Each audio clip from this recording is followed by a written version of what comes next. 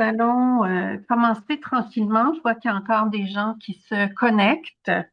Alors, je suis Sylvie Gendron, présidente du conseil d'administration de l'Association canadienne des écoles en sciences infirmières, région Québec, ce qu'on nomme communément l'ACSI-RQ.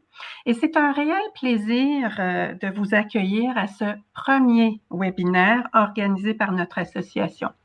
La CESI-RQ, pour les personnes qui ne nous connaissent pas, regroupe 9 universités québécoises offrant des programmes de formation infirmière universitaire. En tant que section régionale de la CESI nationale, nous sommes heureuses d'accueillir également des collègues de la francophonie canadienne. Bienvenue tous et toutes. La thématique d'aujourd'hui, vous en conviendrez, est particulièrement actuelle, compte tenu de la présence croissante de dispositifs d'intelligence artificielle dans notre quotidien, qu'il s'agisse de la vie de tous les jours ou de la pratique clinique, scientifique ou pédagogique. Au cours de la prochaine heure, nous prendrons un moment pour mettre en perspective les hypertrucages ou ce qu'on appelle les deepfakes, leurs effets potentiels et bien réels sur les relations de soins et sur notre rapport à la connaissance scientifique. Notre invitée, professeure Nadia Nafi, est professeure agrégée en technologie éducative à l'Université Laval. Elle se spécialise dans une approche critique, éthique et responsable du numérique et de l'intelligence artificielle en contexte d'apprentissage tout au long de la vie. Ses travaux portent notamment sur l'agentivité numérique face aux hypertrucages et à la désinformation. Avant de lui céder la parole, voici quelques précisions logistiques. Donc, l'enregistrement de la présentation sera déposé sur le site web de professeur Nafi. Alors, nous allons vous transmettre le lien ultérieurement. La présentation durera tout près de 50 minutes et sera suivie d'un bref échange dans l'espace qui nous est accordé. Alors, je vous inviterai à noter vos questions dans la section Q&A de la rencontre, du webinaire. Et Annie Chevrier, trésorière de la CESI-RQ, et ma collègue Camille Sasseville de l'Université de Montréal vont faire un suivi des questions que vous posez et que vous introduirez pour identifier les questions principales en fin de rencontre. Évidemment, Dr. Nafi, professeur Nafi m'a indiqué également qu'elle serait disponible ultérieurement à d'autres moments si vous avez des échanges ou des questionnements plus spécifiques que vous souhaiteriez approfondir. Bon, alors je vous remercie de votre attention et je vais céder la parole à notre invité bon webinaire. Merci. Merci beaucoup à Sylvie pour l'invitation. Merci à toutes et à tous d'être présents avec nous aujourd'hui. Je suis en train de partager mon écran là. Donc je lance, ça va me prendre 2 secondes, un peu plus que 2 secondes parce que la diapo est figée et puis c'est normal que ça arrive. Ok. Donc là, Sylvie, est-ce que vous pouvez juste m'indiquer que vous êtes en train de voir mon écran? Tout est bon? On voit très bien. Super. Donc, Merci. j'y vais. Merci à vous. Donc, comme Sylvie l'a mentionné, en fait, je porte 2 chapeaux.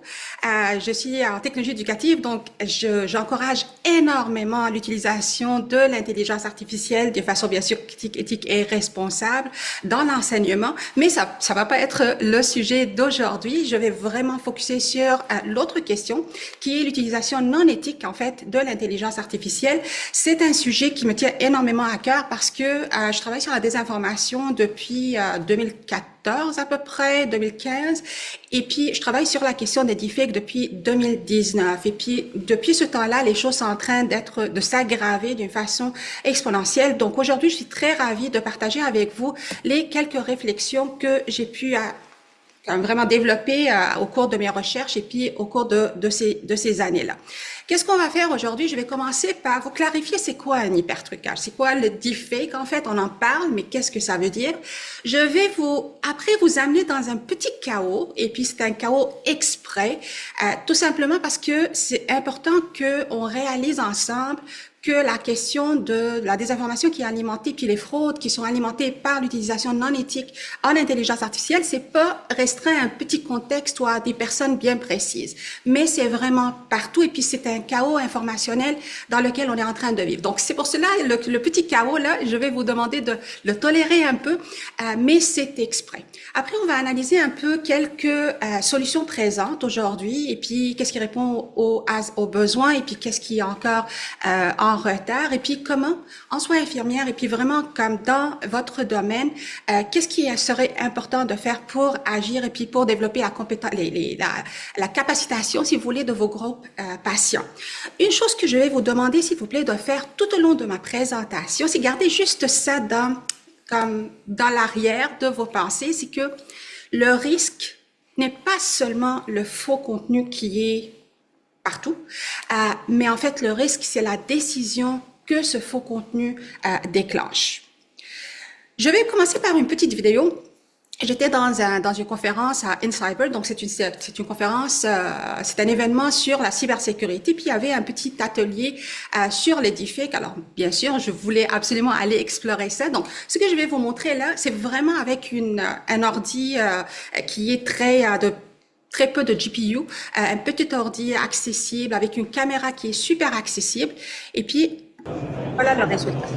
Donc, là, je suis transformée en close. Et puis, ce qui est important, c'est que là, je bouge ma main devant la bouche, devant le visage, je mes lunettes, mais l'image ne change pas. Dans le temps, on disait, on peut avoir des glitches, ou bien on peut voir des 6 doigts, ou bien les doigts vont enlever le masque qui se porte sur le visage en live. Donc, en fait, aujourd'hui, ce n'est plus le cas. OK? Là, le deepfake, on peut le faire en direct, et puis comme vous l'avez vu dans cet exemple. Mais aussi, toute image, OK, peut être transformée. Alors, ce que j'ai fait avec Gemini, c'est que j'ai pris ma photo officielle de l'Université Laval et puis je l'ai lancée tout simplement. Donc, une photo avec un petit prompt qui disait « Transforme-moi en une infirmière au CHUM ». J'ai rien fait d'autre. Donc, c'était mon seul prompt, ma seule demande. Donc, je n'ai mis le logo du CHUM, ni ajouté des humains. J'ai rien fait. Donc, juste une photo. Et puis, je me suis transformée en une professionnelle de santé au CHUM. Et puis, si vous pouvez voir là, c'est vraiment le logo du CHUM. Il est fidèle, en fait, au logo du CHUM. Donc, ça, et puis ça s'est passé en quelques secondes. Donc, vous pouvez juste imaginer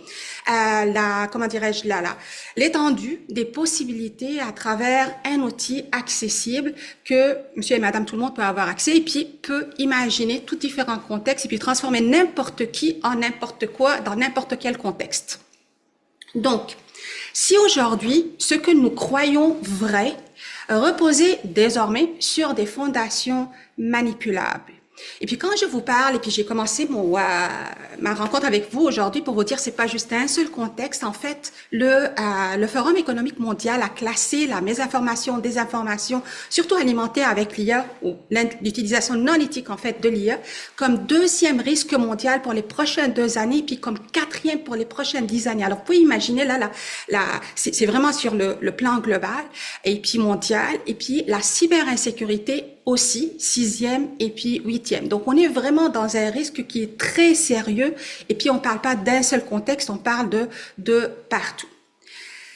Donc, avant d'aller plus loin, que veut dire mésinformation? Que veut dire désinformation? Et puis, c'est quoi le rôle des hypertrucages dans tout ceci?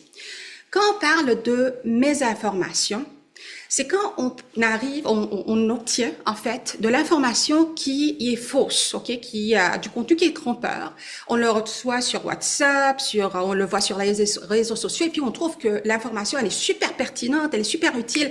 On va la disséminer à nos proches, à nos amis, à nos collègues, ainsi de suite. Mais il n'y a pas d'intention ici de malveillance. C'est que on a vu une information qui pourrait être utile, et puis on l'envoie.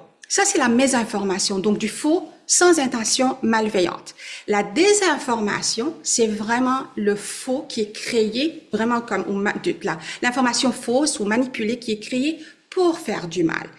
Les hypertrucages, c'est n'importe quel contenu, ok, que on peut transformer à l'aide de l'intelligence artificielle et puis faire dire ou faire à des personnes des choses qu'elles n'ont jamais dites ou faites et puis vraiment transformer toute une scène avec du faux. Et puis ce faux-là, on l'utilise dans la mésinformation et dans la désinformation. Je vous ai dit que je travaille sur la désinformation depuis 2014.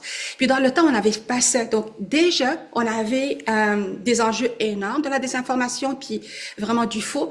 Là, juste imaginez l'ajout de ce vrai qui n'est pas vrai, qui est très pareil au vrai. Donc, pour résumer, si on regarde les deux variables, on regarde la fausseté de l'information et puis l'intention malveillante. La mésinformation, c'est du faux, mais il n'y a pas vraiment des intentions derrière. Et puis ça, nos patients, les personnes qui sont vraiment comme bienveillantes, qui n'ont pas développé cet esprit critique, mais c'est encore plus vraiment pour réaliser que le faux existe, vont tout simplement partager cette information. La désinformation, c'est l'extrême des deux. Donc vraiment comme c'est le faux avec la mauvaise intention. Mais on peut ajouter à ceci deux autres concepts. Le premier qui est la sous-information stratégique, où il y a du vrai, mais qu'on s'assure de ne pas le partager, de vraiment de le filtrer, de ne pas vraiment de le disséminer, parce qu'on veut créer ce vide cognitif qui est propice à la manipulation et puis au contrôle narratif. Et puis aussi, on a la malinformation qui est du vrai, mais qui devrait être privé, et puis on le dissémine pour faire du mal, pour nuire à des réputations, pour, etc. Donc, on a du vrai qui peut être disséminé. Puis le rôle de l'intelligence artificielle ici, c'est vraiment dans le filtrage. Quand on parle des algorithmes sur les réseaux, quand on parle vraiment de la dissémination de l'information, autre que l'IA, quand c'est utilisé d'une façon non éthique, peut créer du faux, mais aussi elle peut vraiment comme décider qui va recevoir le vrai et puis le faux. Et puis ça, c'est hyper important de garder en tête. En plus de la désinformation, on est en train de vivre de plus en plus les fraudes synthétiques et puis c'est l'utilisation malveillante de contenus générés artificiellement pour usurper une identité, falsifier des preuves ou orchestrer des fraudes économiques, sociales ou institutionnelles. Donc c'est vraiment comme tous ces éléments-là, dans toutes ces réalités-là dans lesquelles on vit. Donc, je vous ai parlé rapidement des hypertrucages, mais si on veut regarder un peu l'anatomie plus en détail, quand je vous dis n'importe quelle donnée, c'est carrément n'importe quelle donnée. Donc, quand vous avez l'audio, et puis dans le temps, ça prenait énormément de données, beaucoup de photos, ainsi de suite, pour créer du faux. Aujourd'hui, c'est 10 secondes avec Eleven Labs. On peut créer, donc, si par exemple, juste imaginez, vous êtes dans un café, quelqu'un vous enregistre, ok, ou bien quelqu'un vous appelle et puis vous avez votre messagerie, la personne peut prendre cet audio-là et puis l'injecter dans un moteur IA et puis créer quelque chose que vous avez dit que vous n'avez jamais dit. Mais aussi pour les photos. Vous avez vu, avec une seule photo, je peux créer plein de choses. Des textes, un seul prompt, une petite vidéo. Donc, vraiment prendre ceci, l'injecter dans les différents moteurs d'IA, que ça soit les GANs ou bien auto-encadeurs variationnels ou bien les modèles de diffusion. Et puis après, on peut arriver à des fraudes synthétiques ou bien à des mensonges synthétiques. Et puis, quand on parle du faux, et puis c'est pour cela aussi, c'est important que je suis heureuse d'être parmi vous aujourd'hui parce que le faux, là, aujourd'hui, il vise tout le monde. Et puis, quand je dis tout le monde, c'est vraiment tout le monde. Et puis, nul n'est assez éduqué pour ne pas être trompé. Parce que dans le temps, on disait, OK, l'éducation, c'est un facteur de prévention. Mais en fait, même les personnes éduquées tombent dans ces pièges de fausseté. Et puis là, je vais vous amener dans ce petit le chaos que j'ai préparé pour vous. Mais ça va commencer par un exemple avec cette dame. La dame ici, c'est une chercheuse en neurosciences. Donc, je crois qu'elle a un niveau d'éducation qui est bien élevé. La dame, elle a perdu ses parents durant la COVID. Elle était dans une isolation qui était très profonde. Elle a commencé à chatter, à clavarder avec une jeune fille. Et puis, elles sont tombées en amour. Elle est tombée en amour avec la jeune fille. Et puis après, la jeune a commencé à lui dire qu'elle était dans un état qui elle n'arrivait pas à avoir accès à son argent, ainsi de suite. Et puis, elle a commencé à demander de l'argent. Notre chercheuse ici, elle était un peu critique et puis elle a dit, mais j'ai pas de preuve que tu existes en fait. Alors la jeune lui a envoyé des vidéos. Et puis des vidéos de la fille en train de lui parler dans différents contextes, plusieurs vidéos. Alors notre chercheuse a cru. Et puis elle lui a envoyé jusqu'à 17 000 pounds avant de découvrir qu'en fait c'était un deepfake. Un deepfake dont on ne sait même pas qui est derrière la jeune. Est-ce que c'est vraiment une fille? Est-ce que c'est une personne? Est-ce que c'est qui est derrière ça? Est-ce que c'est un organisme qui fraude les personnes aînées? On ne sait pas. Donc, ça, c'est mon premier exemple. Là, je ne vais pas ouvrir ça. Non, je ne vais pas ouvrir mon YouTube.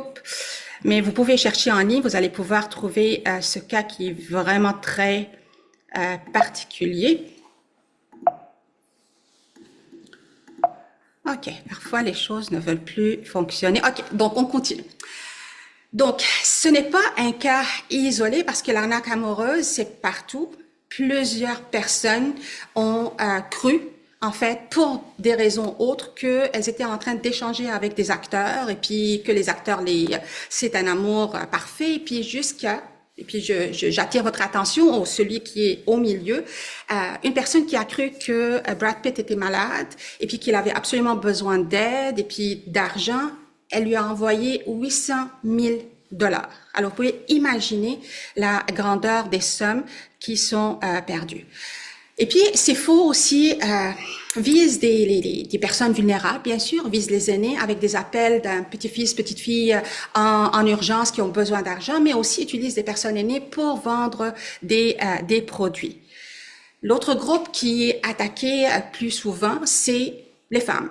Donc, on a la désinformation genrée, les fraudes, les deep nudes, la sextorsion paria, donc que ça soit des actrices, que ça soit des politiciennes, que ça soit, peu importe, des chefs d'antenne, ainsi de suite. Toutes ces personnes-là, puis encore une fois, là, je vous montre quelques exemples, mais si vous cherchez ça en ligne, c'est vraiment comme choquant combien d'exemples existent réels. Et puis ça, ce sont les exemples de personnes on en a parlé ouvertement. Alors, vous pouvez imaginer toutes les personnes qui n'en en parlent pas parce qu'elles ont honte ou autre. Et puis, la question de Deep Nude, c'est l'application. Il y a des applications où on peut tout simplement prendre la photo de la personne et puis la dénuder. Et puis, on a vu énormément ça dans les classes, dans les écoles, où des jeunes ont été prises en photo et puis dénudées, et puis leurs photos nues partagées sur les réseaux. Mais aussi le deepfake, utilisé pour toute la question de fraude en lien avec des produits, pour faire la promotion de produits non existants, et puis des investissements. Et puis encore une fois, différentes personnes ont été utilisées en fait pour ceci, puis plein de personnes qui ont perdu d'argent à cause de ça. Même on voit Tom Hanks qui dit qu'il y a un plan dentaire qui est sorti avec sa voix et puis son image. Et puis à un moment donné, il a dit que en fait, même après ma mort, mon image est utilisée, puis j'ai même pas contrôle à mon image. Et puis il se peut que mon image continue à être utilisée pour de faux, même après que je disparaisse. Alors c'est le risque, il est énorme. Puis si on regarde une recherche là, quelques données, on voit que vraiment les sommes qui sont perdues dans des investissements non réels. Pour le Canada, on est dans les 100 000 millions et plus dans ce qui est en train de se passer. Et puis si on continue, dans les entreprises, les CEO sont en train d'être deepfakés, alors des audios de leur voix qui sont envoyés, mais aussi un cas qui nous a giflé tous et puis toutes qui travaillent dans ce domaine-là. Il y a une personne qui à Hong Kong qui a reçu en fait un appel Zoom de ses supérieurs. Donc c'est comme si là on est en Zoom, alors on sait plus si c'est vrai ou pas. Elle a vu ses supérieurs et puis ses supérieurs avec l'équipe lui ont demandé de faire un transfert de 25 millions de dollars. Du fait qu'elle était sur Zoom, et puis là, je vous parle de 2024. Alors, imaginez à ce temps-là, où était la technologie, puis aujourd'hui, tellement on est avancé, donc les choses sont encore plus à risque. Avec le billet d'autorité, ses supérieurs le demandent, ainsi de suite, elle a accepté et puis elle a transféré 25 millions de dollars. Comme vous pouvez imaginer, l'argent n'a jamais été retrouvé. On n'a jamais su qui était derrière ce fraude-là. Et puis, c'était une leçon qu'on a tous et puis toutes appris. Mais aussi, on a des personnes qui s'infiltrent avec des faux profils pour appliquer pour des emplois, pour aller chercher des données sensibles, pour faire de l'espionnage industriel, ainsi de suite. Et puis, ça s'arrête pas. Je sais, c'est un petit chaos et puis je vous promets, là, on va se calmer après un peu.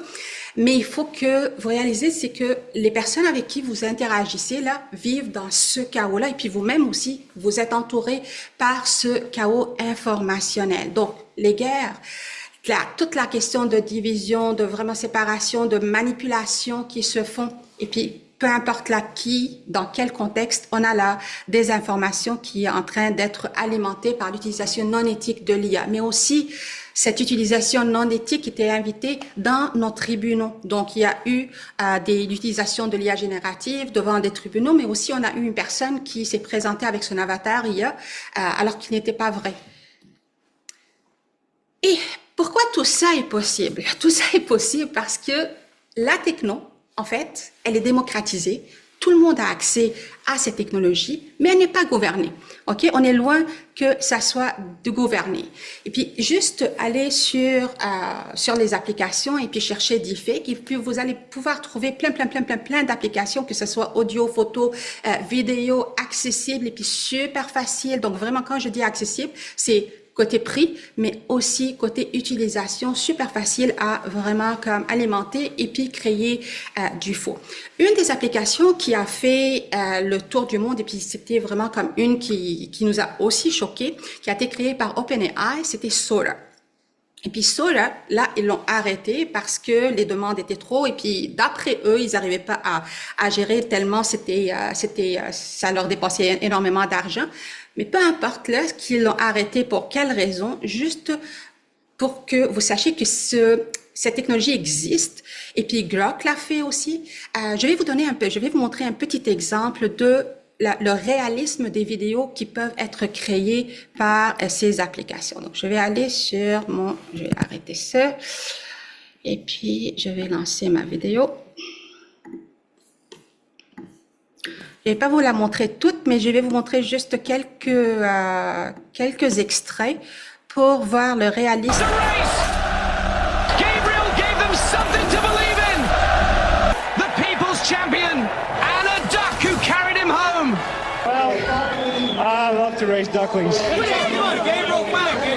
I love it.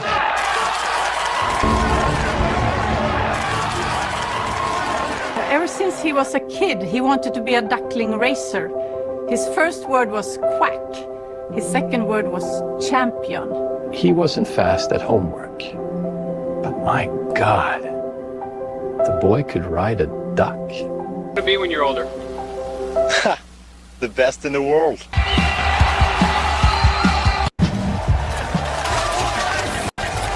Over here, give us a look. Smile for us. The last turn. There was no question. He was the best duckling racer in the world, and then the quack. Please clear the lanes. Clear lane 3, please. They said I would never race again. You know what I told them? Quack, quack. Donc, vous pouvez imaginer là, OK, si on part et puis on écoute un documentaire qui est fait par l'intelligence artificielle avec ce réalisme-là, combien c'est facile à des personnes de le croire. Et puis encore une fois, c'est une application accessible qui est super facile. Ça là, j'ai pas pu me contrôler pour ne pas le partager parce que quand j'ai créé les photos, j'ai créé plein et puis j'étais comme ok, je vais juste les partager pour vous montrer qu'en fait on peut imaginer toutes sortes de contextes, toutes sortes d'activités et puis on peut la créer. Alors là, présentement, moi, je suis experte spécialiste en santé et puis j'ai aussi mes interactions dans le CHUM.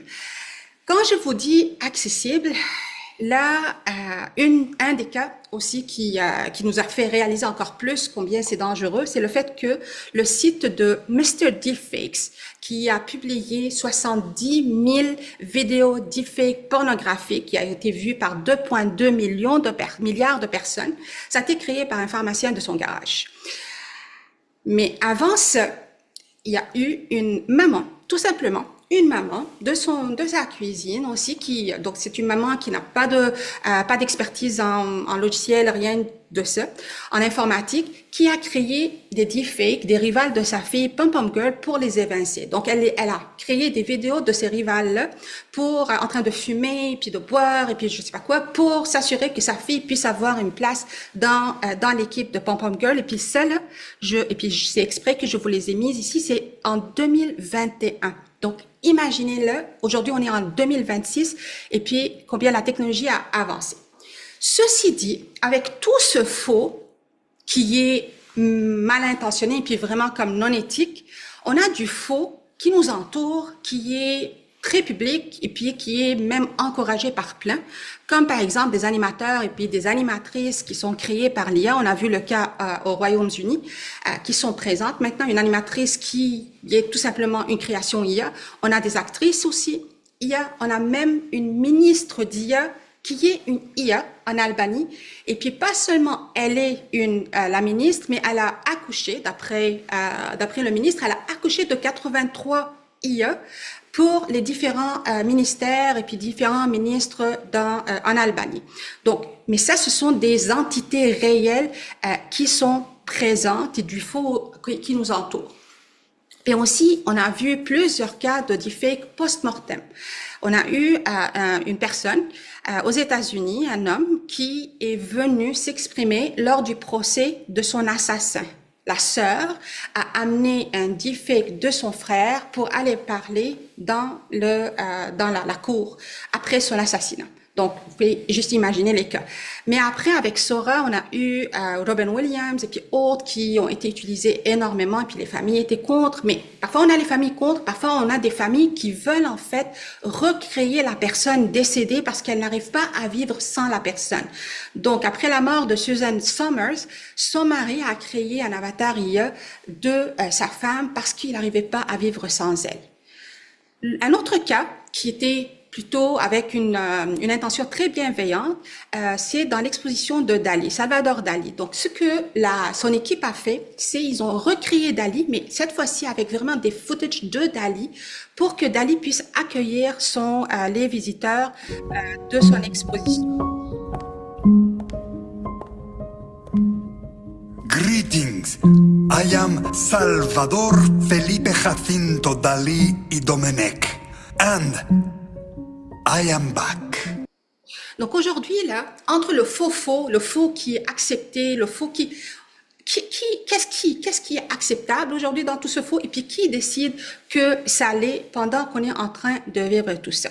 Et beaucoup plus de cas on n'a pas le temps, bien sûr, de tout aborder, mais là, je vais vous ramener un peu plus sur des cas réels dans le soin qui vous concernent un peu plus. Ce sont des cas réels en santé et puis en soins. Quand on parle des deepfakes dans le domaine de santé et puis de soins, on parle de faux médecins sur Facebook, qui sont bien sûr Facebook ou bien sûr les différents réseaux qui sont créés. Donc des faux médecins qui vont venir et puis ils vont critiquer des traitements reconnus ou bien pour semer la confusion. Mais aussi, on va prendre de vrais médecins, de vrais experts en santé, de vrais experts en soins, ainsi de suite. Et puis, on va les faire dire des choses qui ne sont pas vraies. Ou bien on va faire des fraudes synthétiques et puis on va faire tout ce qui est, comme je vous ai montré là, avec les deepfakes qui sont en direct dans la téléconsultation, dans les assurances, ainsi de suite. Donc on a différents cas où ces deepfakes sont utilisés. Puis on se rappelle que le problème n'est pas seulement le faux contenu, mais vraiment les décisions qui vont déclencher. Le premier cas que je veux partager avec vous, c'est l'affaire du Dr. Cho. Dr. Cho, c'est un vrai médecin, c'est un vrai médecin, et puis qui un jour se réveille et puis son fils lui dit, écoute papa, il y a des vidéos de toi sur Facebook, tu es en train de critiquer l'usage de la metformine. Et puis, il va sur Facebook et puis il trouve plein de vidéos de lui dans son bureau avec le Baker Institute écrite sur la vidéo, en train de critiquer puis venir avec une solution miracle de son côté. Donc, vous pouvez imaginer là, les patients, ainsi de suite. Alors, jusqu'à ce que le Baker Institute a dû faire une annoncée vraiment comme partagée partout pour dire que c'est une fausseté, ce n'est pas vrai. Mais il y a eu des confusions et puis pour que le Dr. Show puisse retirer les vidéos, ça a pris énormément de temps, beaucoup d'efforts, et puis une fois que le faux est dispersé, on ne sait plus qui a eu accès, et puis comment on peut pas vraiment l'arrêter. Un autre exemple, c'est aussi un nutritionniste, donc Serge R. Burke, qui lui-même a trouvé les faux et puis il est parti sur son LinkedIn et puis ça fait 2 mois qu'il a mis ça sur LinkedIn, que son identité aussi a été volée. Et puis, il y a eu plein de vidéos de lui en train de donner des conseils sur en nutrition, en santé, et ainsi de suite. Donc, vous pouvez imaginer, ces deux-là sont des vrais médecins. Alors, vous pouvez imaginer les patients qui connaissent, ou bien même qui connaissent pas, mais qui connaissent l'existence de ces médecins-là, ou bien de ces experts, qui vont écouter ces vidéos. C'est tellement réel qu'ils vont y croire. Et puis, qui vont vraiment suivre ceci. Et puis, on l'a vu dans différentes instances, comme par exemple le docteur Tam qui a été déféqué. On a vu comment la désinformation a été un facteur dans la propagation de la rougeole, et puis encore et encore et encore. Donc, si on va aller dans les détails, puis on va aller chercher, on va trouver plein de cas où on a des experts en santé, en soins, dans tout ce domaine-là qui sont déféqués ou bien pour faire la promotion des solutions miracles, ou bien pour vraiment comme faire penser les gens d'une certaine façon, ainsi de suite, pour manipuler, etc. Et puis quand je vous ai dit que même les personnes expertes ne sont pas à l'abri, vous voyez là la personne en orange? Ça, la personne en orange, moi je suis sur TikTok, ça fait partie de mon travail et puis je suis énormément sur TikTok et puis cette personne-là, je la suivais. Je la suivais parce qu'elle venait avec des conseils en gynécologie, puis vraiment comme pour les femmes en haut de 50 ans, ainsi de suite. Alors, j'étais comme, ok, c'est intéressant ce qu'elle disait, ça faisait du sens, ainsi de suite. Puis un jour, le CHUM me demande de faire une présentation sur les deepfakes. Alors, je suis allée fouiller pour des exemples, des cas où il y a des deepfakes. Et puis, je découvre que madame n'est même pas une vraie experte, n'est pas une vraie spécialiste. En fait, on ne sait pas c'est qui. C'est comme un avatar qui est créé par l'IA, et puis on ne sait même pas qui est derrière cette personne-là. Donc, vous imaginez, là, je vous ai dit que je travaille sur les deepfakes, sur la désinformation depuis 2014, sur les deepfakes depuis 2019.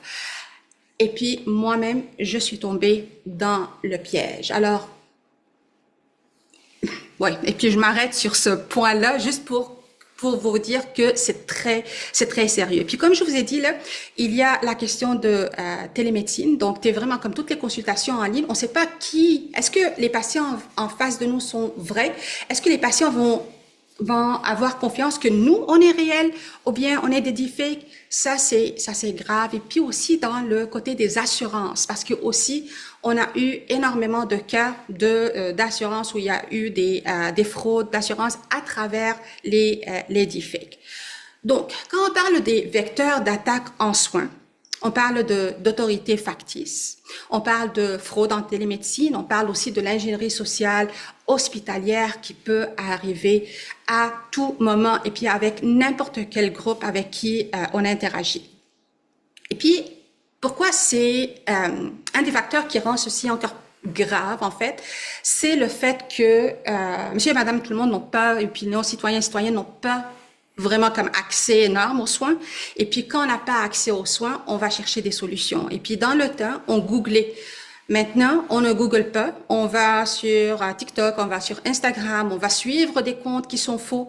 Et puis, ça rend le faux beaucoup plus facile à vraiment comme manipuler, puis vraiment prendre manipuler les décisions, si vous voulez, puis contrôler nos décisions du fait que l'accès aux soins, il est restreint dans notre contexte.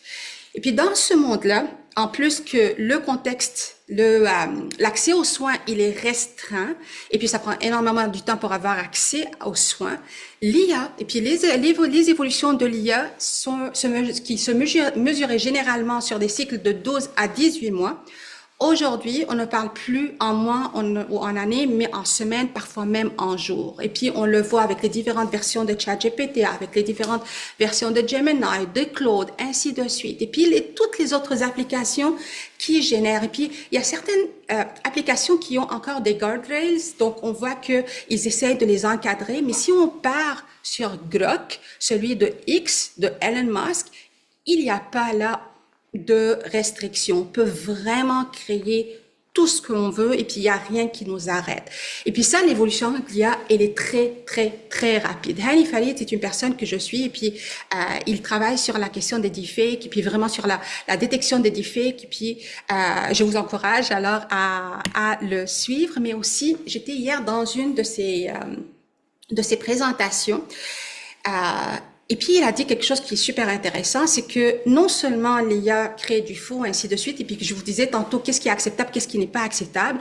Aujourd'hui, et puis là, je vous parle d'aujourd'hui, je vous parle pas comme dans un mois, dans quelques mois. C'est aujourd'hui, on a du real-time AI agent. Qu'est-ce que ça veut dire? Ça veut dire que dans le temps, on parlait avec ChatGPT, on avait l'audio, on interagissait avec Alexa ou bien avec Siri ou peu importe là. Aujourd'hui, là, on interagit avec un humain. Un humain, en fait, qui n'est pas un humain, c'est un humain créé par l'IA. Donc, vous pouvez imaginer toute la relation, juste en penser aux patients, OK, qui ont besoin d'interagir avec des personnes. Et puis là, ils vont commencer à interagir avec des avatars IA qui sont amplifiés par tout le contenu de l'IA, qui soit biaisé, qui soit faux, qui soit peu importe là, puis ils vont interagir et puis vraiment prendre des décisions à travers ceci. Et puis les relations qui se naissent entre les patients et les avatars et puis les agents, en fait, ce sont des agents IA qui ont l'apparence humaine, puis les réactions humaines et puis les interactions humaines avec les patients et patientes. Donc, c'est pas pour vous faire peur, mais c'est pour vous donner un peu le réel dans lequel on est en train de vivre présentement. Donc, vous allez imaginer la force de l'IA générative, plus l'ingénierie sociale, toute la manipulation et puis toutes les stratégies pour tromper, plus nos biais cognitifs qui sont mobilisés pour vraiment aller chercher le message, aller chercher l'endroit, aller chercher vraiment qu'est-ce qui à quel moment va vraiment passer. Ça crée ce faux qui est énorme. Mais le faux ne s'arrête pas juste aux images et puis aux voix, il est au cœur du savoir lui-même. Et puis, des zones qui sont à risque critique aujourd'hui sont la connaissance scientifique et le soin. Quand je parle de la connaissance scientifique, c'est comme quand le faux se standardise, quand s'autoréférence et puis il alimente la défiance envers la science. Et puis, dans les soins et l'éducation à la santé, c'est quand les contenus synthétiques influencent la relation, l'adhésion, le raisonnement et puis la santé mentale des patientes et puis des patients.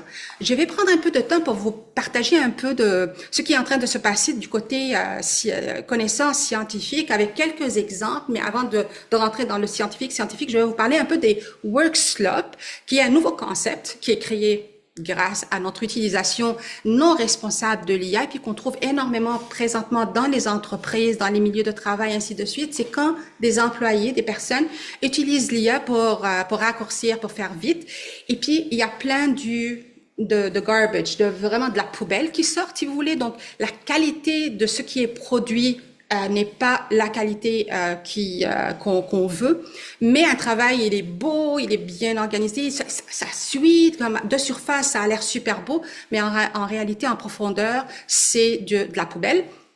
Et puis, qu'est-ce que ça prend après des autres personnes, OK, qui reçoivent ceci à nettoyer ce work slop. Donc, on est rendu dans, OK, si le travail n'est pas vraiment réfléchi comme il faut, et puis réfléchi avec l'IA, oui, mais réfléchi avec une qualité, on finit par du work slop, donc énormément de connaissances qui a besoin d'être nettoyées avant qu'on puisse la partager. Mais c'est pas juste ça.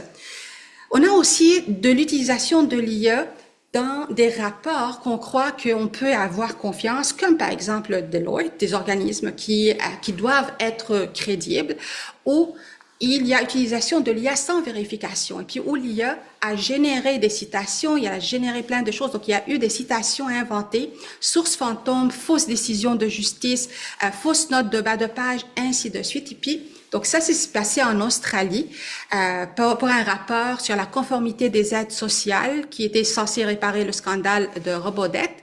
Et puis, c'était un prof en Australie qui passait à travers, c'était Chris Rudge, qui est maître de conférence en droit en Sydney, qui passait à travers le rapport et puis il a trouvé des citations de ses collègues et puis lui, il sait très bien que ses collègues ne l'ont pas dit et puis que ça matchait pas. Et puis c'est comme ça qu'il a découvert, alors il a commencé à lire le reste du rapport et puis il a découvert qu'en fait, il y a eu plusieurs citations qui n'étaient même pas vraies.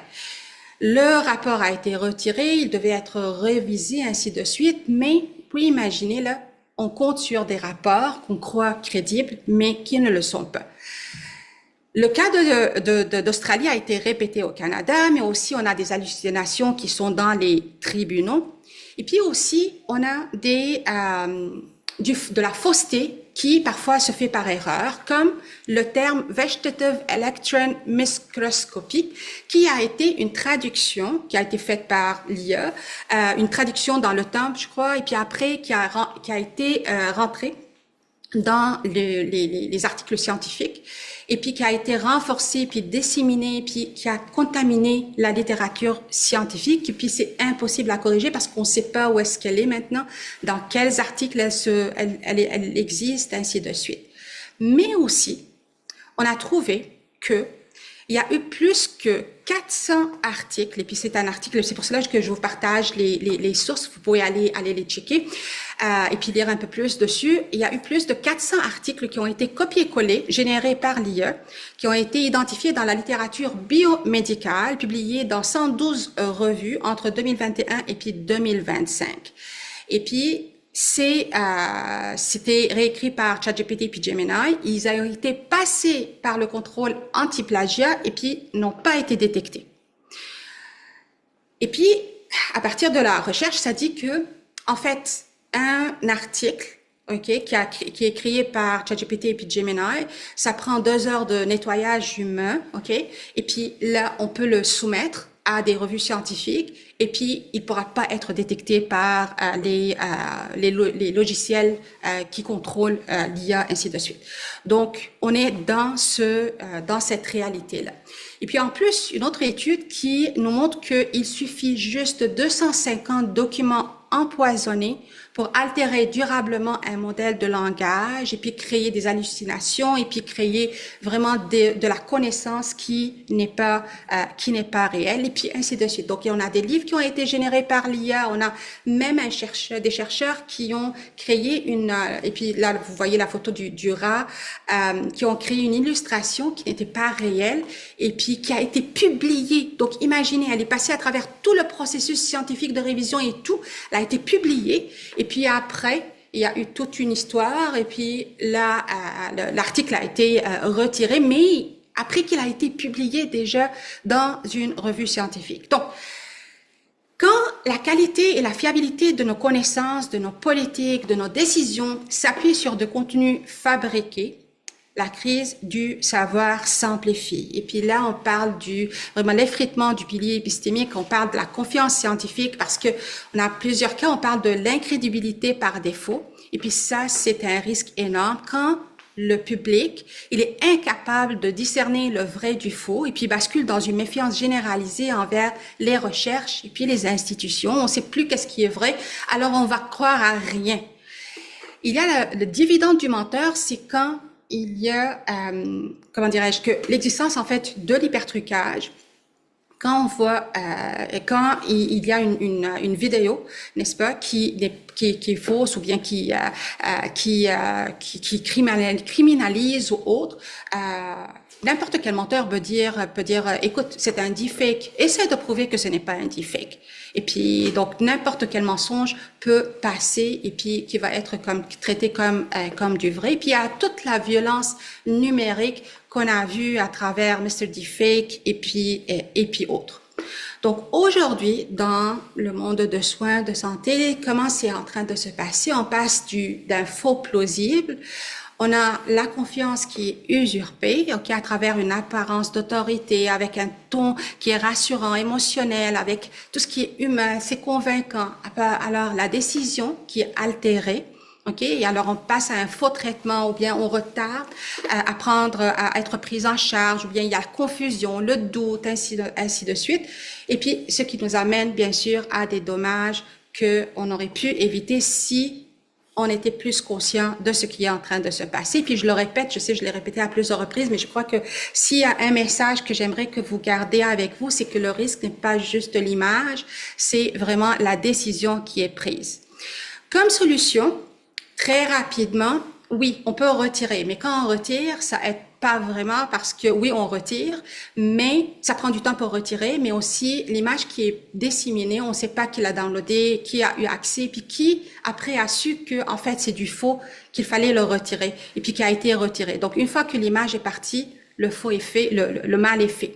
Il y a présentement des applications qui essaient d'intégrer comme des watermarks dans les images, mais il faut que aussi les logiciels ou bien les applications acceptent ceci et puis déjà mettre du content credentials, par exemple, avec le C2PR pour mettre la source de provenance. Il y a aussi le fact-checking qui est en train de se passer. Mais encore une fois, c'est toujours courir après le faux. Il y a le satire pour dire, OK, les humains, on n'en a plus besoin, juste pour un peu choquer les pensées. Il y a même des endroits où ils sont en train de penser à la marque déposée. Par exemple, Taylor Swift qui veut vraiment que son image et puis sa voix soient des marques déposées. Et puis, au Danemark, on est en train de voir est-ce que vraiment on peut avoir la possession de notre image et puis de notre voix pour que ça soit pas utilisé. On a eu des médecins qui ont essayé de contrer la désinformation par faire encore plus de bruit de leur côté pour étouffer la désinformation, mais on sait que aujourd'hui, c'est le jeu du chat et de la souris. Et puis pour l'instant, la quantité de ressources qui sont investies dans le développement de nouvelles formes de contenu génératif est nettement supérieure à la quantité investie dans le développement de techniques de détection fiables ou autres. Et puis, les solutions législatives sont souvent réactives, fragmentées et insuffisantes à elles seules. Et c'est pour cela que la question du soin, puis le soin infirmier, il est vraiment comme au centre de tout. Parce qu'on parle de la santé physique, on parle de la santé numérique, la santé mentale, mais en fait, le soin, aujourd'hui, ne peut plus s'arrêter, puis je crois déjà que vous le savez, ne peut plus s'arrêter au cœur et puis à l'esprit. Il doit aussi protéger l'humain dans l'espace informationnel parce qu'encore une fois, les décisions qui sont prises, c'est à cause de cet espace informationnel. Une chose qu'il faut absolument éviter dans tous les cas, puis c'est hyper important que je le mentionne, c'est que dans le temps, on disait pour détecter des deepfakes, voici la liste de choses à faire. Attention aux lèvres, attention aux yeux, attention aux 6 doigts, attention aux je sais pas quoi.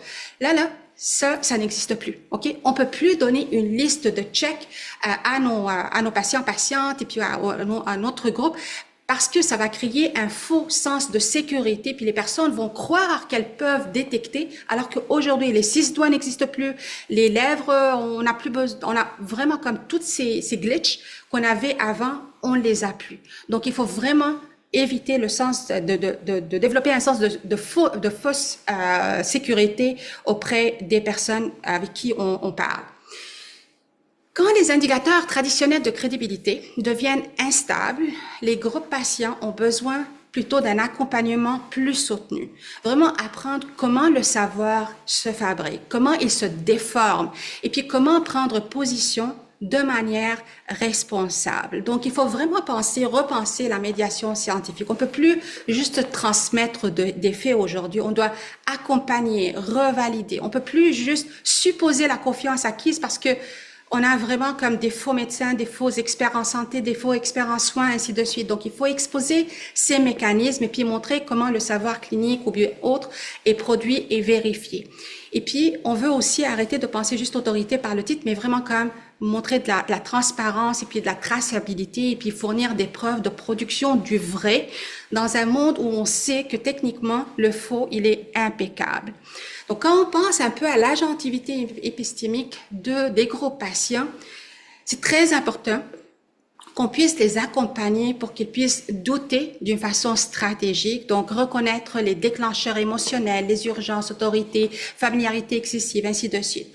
Et à interroger la source, vraiment remonter à l'origine de la vidéo, de l'image, du message, au-delà de la plateforme, de valider l'expertise, ok, ne pas croire que n'importe qui peut dire n'importe quoi, et puis dans tout ça, les capacités. Donc, il faut prévenir sans leur faire peur, parce que aussi, on veut pas qu'ils tombent dans un état où ils vont plus croire à tout, et puis rentrer dans un monde où vraiment il y a plus de vrai, et puis ça, c'est un monde qui est très difficile à créer. Soit là, j'étais en train de jouer un peu avec Gemini et puis ChatGPT, et puis on est sorti avec ça, et puis là, je vous le partage parce que j'ai trouvé que c'était intéressant, comme un petit et puis j'ai checké si c'était documenté quelque part, j'ai pas trouvé, donc je vous le dis d'une façon très transparente. Ce que j'ai trouvé, ou bien ce qui a été généré avec l'IA. Donc, soin, on peut vraiment suivre ce soin, donc suspendre quand on reçoit un message, qu'on arrête avant de le partager, parce que vraiment, il faut prendre du temps avant de commencer à partager des choses. Peut-être elles sont fausses. Observer, donc observer les sources, les intentions, les promesses, ainsi de suite. Interroger qui parle et puis qui gagne à travers ce qui est partagé, puis quelles sont les preuves derrière. Naviguer, c'est recouper avec des sources cliniques fiables.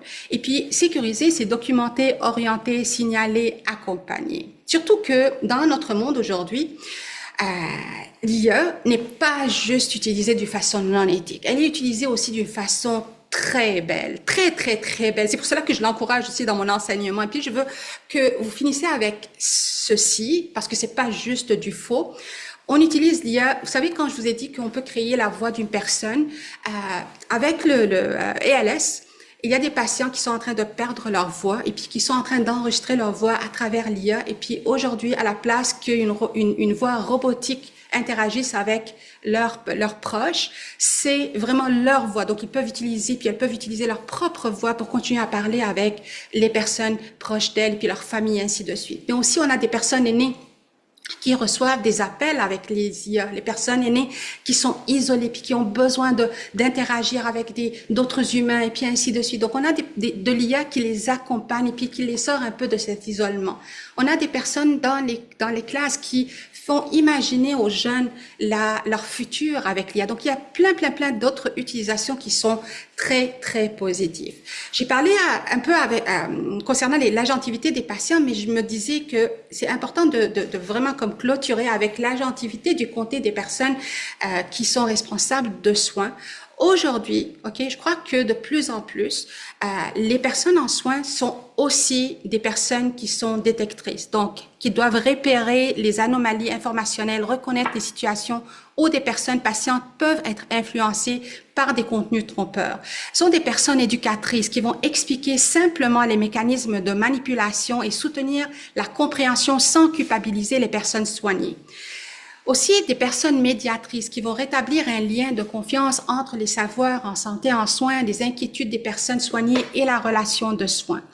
Et puis, des personnes protectrices qui vont protéger les renseignements de santé, prévenir les usages malveillants et puis signaler les fraudes synthétiques visant les milieux de soins. Parce que vraiment là, l'hygiène informationnelle, je crois, c'est un acte de soin. Et puis aujourd'hui, la pratique infirmière ne peut plus se limiter au corps et puis à l'esprit. Elle doit englober la protection du patient dans un espace informationnel qui est contaminé. Puis la résilience se bâtit ensemble au niveau individuel, organisationnel et systémique. Et puis, merci beaucoup pour votre écoute. Merci.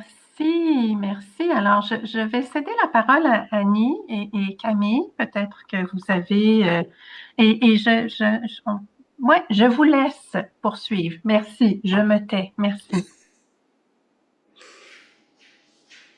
Merci pour les cœurs et pour les... c'est bien gentil. Alors, on a des questions, Annie? Présentement, il n'y a pas de questions dans le Q&A. Camille, est-ce que vous pouvez valider par rapport à ça? Je valide. Il n'y a pas de questions, mais gênez-vous pas, c'est encore le temps là, de les poser. Ah, il y en a peut-être une. Ben, on a des commentaires, on nous dit ici que c'était très intéressant, là, surtout la partie qui porte sur la santé numérique. Merci. Je crois que, en fait, et puis c'est pour cela que j'ai commencé avec tous les autres contextes. Je crois qu'on vit dans comme humain, c'est vraiment comme c'est le système. Donc, notre santé mentale et puis notre santé dans toutes sortes, c'est vraiment comme lié aussi à nos investissements, à nos rapports avec la famille, à nos rapports. Donc, j'imagine qu'un patient, une patiente qui vient vers vous, elle vient pas juste pour un problème qui est isolé, mais elle vient avec un problème qui est attaché à plusieurs facteurs qu'elle est en train de vivre. Et puis, je crois que c'est important de vraiment réaliser que tout peut être faux et puis tout peut influencer son état d'âme, sa réalité en fait, et puis ses relations avec les autres. Donc, on est tout un package comme humain. Il y a une question qui vient de notre collègue, Madame Lessard-Deschaines, qui vous demande quel message clé donneriez-vous à des personnes étudiantes qui débutent leur formation en sciences infirmières? Ouais. Donc, tout d'abord, il y a deux choses, n'est-ce pas? Il y a pour les étudiants et étudiantes qui, en fait, aujourd'hui, puis on sait très très bien, moi je viens de l'Université Laval, puis on sait très bien que ce qu'on enseigne dans nos cours, c'est comme un petit pourcentage par rapport à tout ce qui est enseigné en dehors de nos cours. Donc, la première chose, c'est que les étudiants et étudiantes doivent réaliser que du faux existe, et puis doivent vraiment avoir cet esprit critique, mais pas juste cet esprit critique. Je crois que notre rôle comme personne éduquée, et puis on a notre rôle comme citoyen-citoyenne, en fait, quand on détecte du faux, qu'on informe, en fait, qu'on informe les autres. Et puis, moi, je parlais avec un de mes participants qui me disait, et puis c'était durant la COVID, et puis qui était comme un peu choqué par ce qui est en train de se passer, et quand je vous parle de mes jeunes, c'est 24 ans, il m'a dit, OK, maintenant que moi je sais, lui, il est avocat, il m'a dit, maintenant que moi je sais, OK, si je dis à 5 personnes autour de moi, et puis chaque personne va le dire à 5 personnes, on va faire comme la COVID, mais d'une façon qui est plutôt, on immunise contre le faux. Et puis, je crois que nos étudiants, ils ont ce rôle-là de vraiment, comme eux-mêmes et puis elles-mêmes, savoir qu'il y a du faux. Donc, quand elles vont aller chercher leur information puis leur connaissance, être très critiques de ce qui existe à l'extérieur, comme vraiment, mais aussi si elles détectent quelle est cette agentivité pour avertir les personnes autour d'elles. Donc ça, c'est la première chose.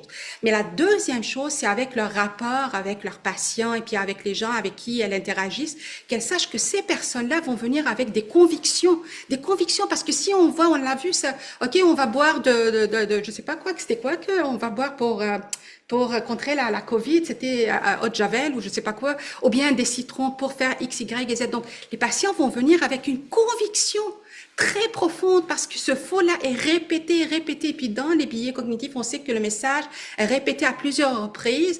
On est convaincu de ça. Et puis en plus, il y a quelque chose qu'on appelle le faux souvenir. Donc qu'est-ce que ça veut dire? Ça veut dire il peut que les personnes voient quelque chose en ligne et puis croient que, de force aussi de le voir, ça rentre dans leur souvenir et puis croient que c'est un vrai souvenir alors qu'il est faux. Donc c'est très important que les personnes, les étudiants et étudiantes sachent que les personnes avec qui ils vont interagir pourraient être des victimes de ce faux-là et puis interagir avec ces personnes, avec ces perceptions-là.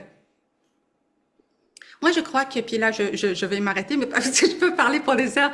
Je crois que le fait que et puis moi, je le vois avec comme quand je pars visiter, comme me soigner et tout, comme le temps, et puis ça, je crois que ça doit venir en fait du système, plus le temps que les personnes expertes ont avec les patients, c'est tellement trop limité que on saute dans l'essentiel, mais en fait, l'essentiel aujourd'hui est aussi le faux. Et puis, il faut qu'il y ait des décisions qui soient un peu plus systémiques, à donner du temps vraiment, et puis de réaliser que le faux fait partie du traitement, fait partie du soin, fait partie de l'accompagnement. It's 1 o'clock. Ah, c'est 1 heure, j'ai parlé trop. Merci, merci pour cette très très belle présentation et il y a eu beaucoup de commentaires très positifs dans le Q&A et la conversation ne fait que commencer, mais vous avez bien mis la table pour que nous retournons dans nos environnements et réfléchissons à comment nous allons intégrer ça dans notre pratique, que ce soit au niveau des milieux de soins ou la formation en sciences infirmières. Je laisse le dernier mot à Sylvie, notre présidente.